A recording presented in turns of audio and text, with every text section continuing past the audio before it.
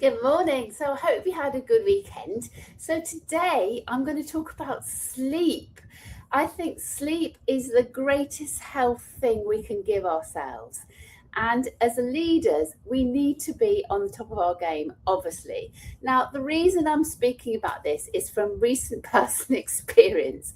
I think when we sleep well, we just take it for granted. When we don't sleep well, then it is can be really challenging. So I've as some of you know, I've got ADHD. Woohoo!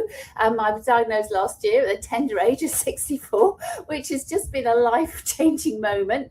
And I've just started some medication, and the medication I've been on for the last month has just been awful, if I'm honest, because I've just not been able to sleep. I've been waking up wide awake, shuttered at 10 o'clock, go to sleep, wake up wide awake at 3 a.m., and that's it. That's me done. So I've been surviving on about 4 or 5 hours sleep, which is not great at all, particularly as I'm always advocate for well-being and health. And now I've changed my medication and I've started to sleep again. So this is why it's really, really relevant to me right now, and I hope it's relevant to you too.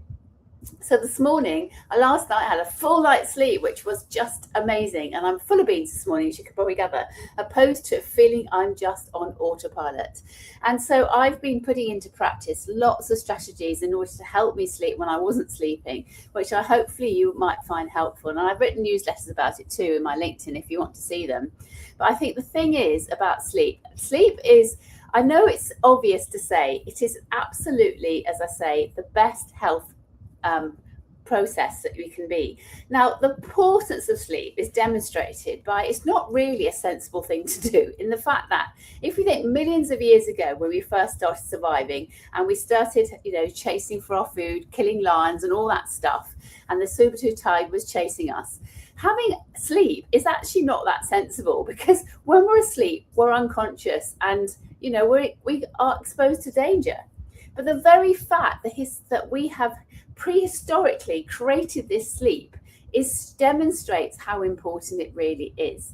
So sleep starts from the moment you wake up in the terms of how you set up your day, how you set up your day for the night.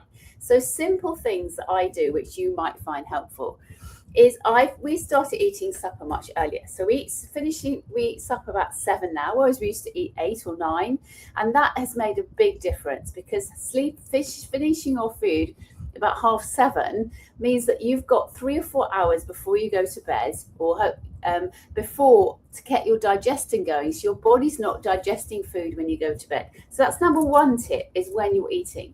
Number two tip is hydrating, as we all know, drinking at least 2 waters a day, because that helps your brain work more effectively, and also it hydrates us, and that keeps all our systems in our body working well, and therefore it means our body's not working so hard, so it can focus on sleep.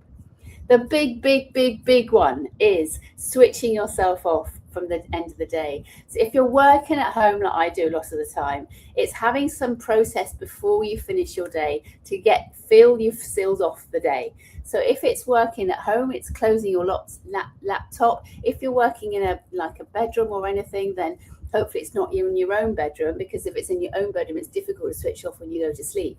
If you're working even on the kitchen table, wherever it is you're working, it's absolutely doing what you can to finish your day. So whether it's physically turning your laptop off, closing it down, writing down, or on your phone, or whatever it is, whatever method you use, what jobs you need to do for the next day, so you've actually cleared it.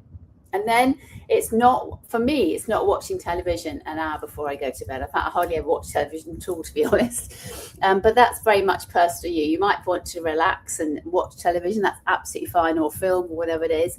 But again, it's for me personally, and I'm okay to take for me, I can't watch anything too stimulating before I go to bed, because it keeps me awake. My husband, he can do watch really gory films before he goes to bed, and it doesn't affect him.